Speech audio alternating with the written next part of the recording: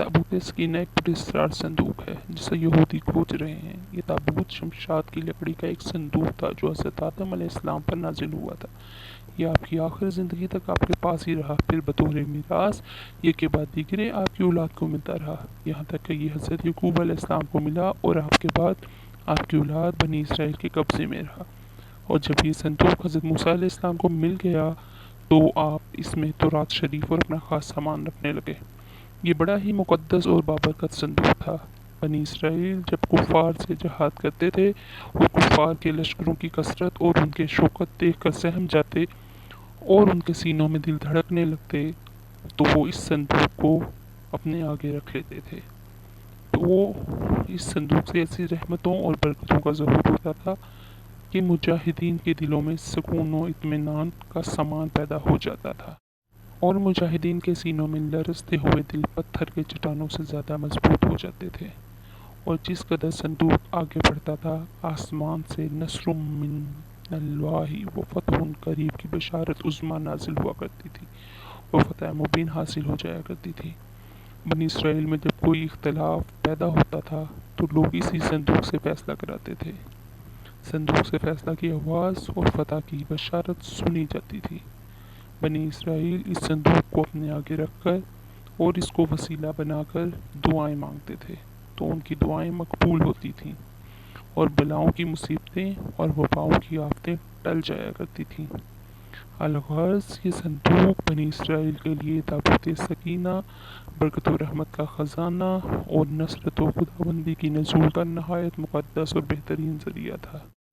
مگر جب بنی اسرائیل طرح طرح کی گناہوں میں ملوث ہو گئے اور ان لوگوں میں معاصی و طغیان اور سرکشی و عصیان کا دورہ ہو گیا تو ان کی بدعمالیوں کی نحوست سے ان پر خدا کا یہ غضب نازل ہو گیا کہ قوم عمالقہ کے کفار نے ایک لشکر جرار کے ساتھ ان لوگوں پر حملہ کر دیا۔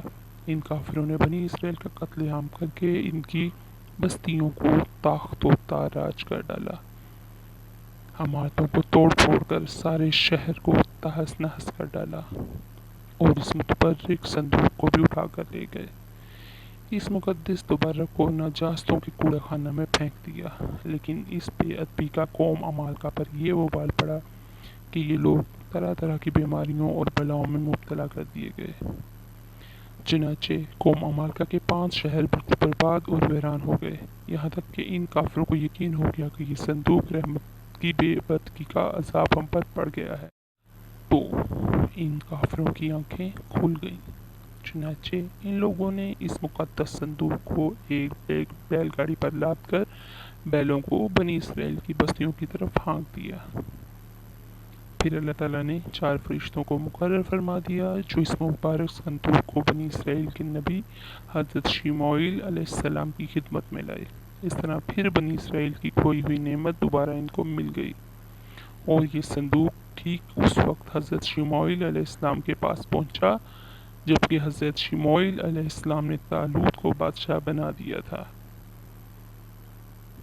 اور بنی اسرائیل طالوت کی بادشاہی تسلیم کرنے پر تیار نہیں تھے، اور یہی شرط ٹھہری تھی کہ مقدس صندوق آ جائے تو ہم طالوت کی بادشاہی تسلیم کر لیں گے۔ چنانچہ صندوق آ گیا اور بنی اسرائیل طالوت کی بادشاہی پر رضامند ہو گئے۔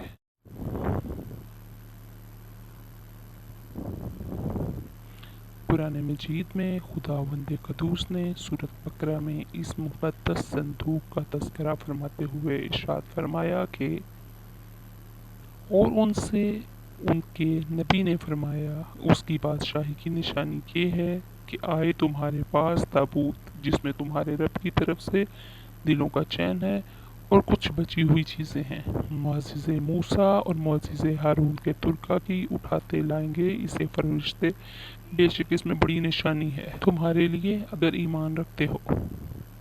تابوت سکینہ میں کیا تھا؟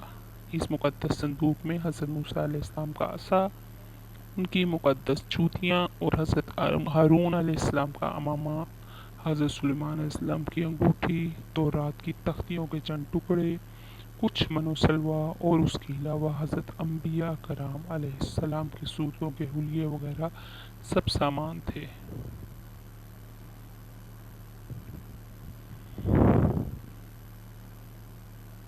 ताबूत सकीना कहाँ है?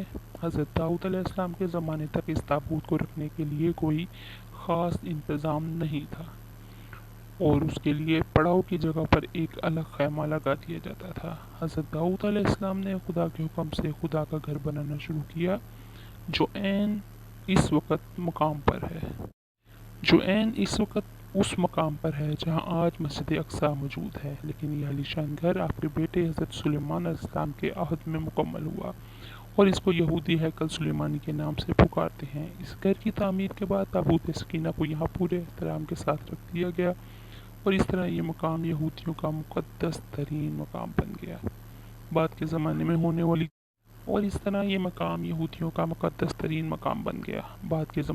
वाली जंगों ने इस हैकल को बहुत नुकसान पहुंचाया, लेकिन बाबुल के बादशाह बख्त नसर ने इसको मुकम्मल तौर पर तबाह कर दिया और उसको आग लगा दी।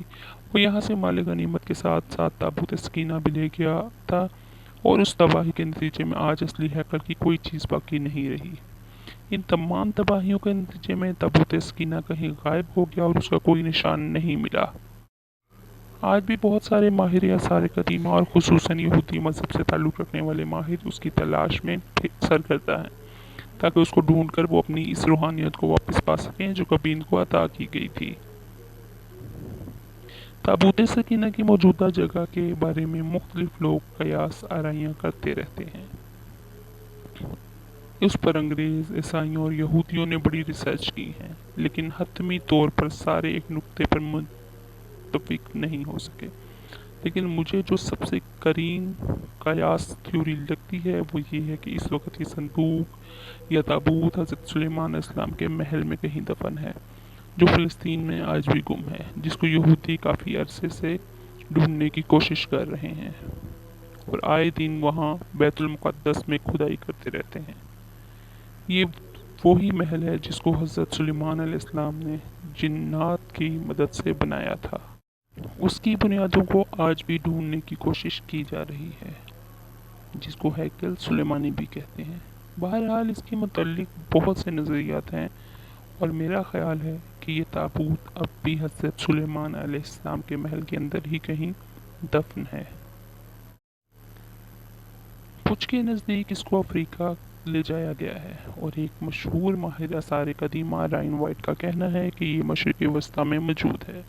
कुछ लोगों के मुताबिक इसको ढूंढने की कोशिश इंग्लैंड के इलाके में करनी चाहिए, जबकि कुछ स्कॉलर्स का मानना है कि ये ताबूत एथोपिया के तारीखी गिरजाघर एक्सम में पड़ा हुआ है। एक और नज़रिया ये है कि ये बहीरा मज़दार के करीब एक गार के अंदर कहीं गुम हो चुका है और एक नज़रिया ये भी है कि यहूदियों ने 1981 में इसे हज़रत सुलेमान अलैहिस्सलाम के पहले महल से खुदाई के दौरान निकाल कर कहीं नामालूम जगह पर मुंतकिल कर दिया है, जबकि खुदाई करने वाले यहूदियों का कहना था कि वो इस संदूक के बिल्कुल करीब पहुंच गए थे, लेकिन इस्राएली गवर्नमेंट ने मुसलमानों और ईसाइयों के प्रेशर में आकर इसकी खुदाई पर पाबंदी लगा दी थी, इसलिए इन्हें ये काम नामुकम्मल ही छोड़ना पड़ा। आज भी बहुत सारे माहिर आसार कदीमा और ख़ुसूसन यहूदी मज़हब से ताल्लुक़ रखने वाले माहिर इसकी तलाश में सरगर्दा है ताकि इसको ढूंढ कर वो अपनी इसी रूहानियत को वापस पा सकें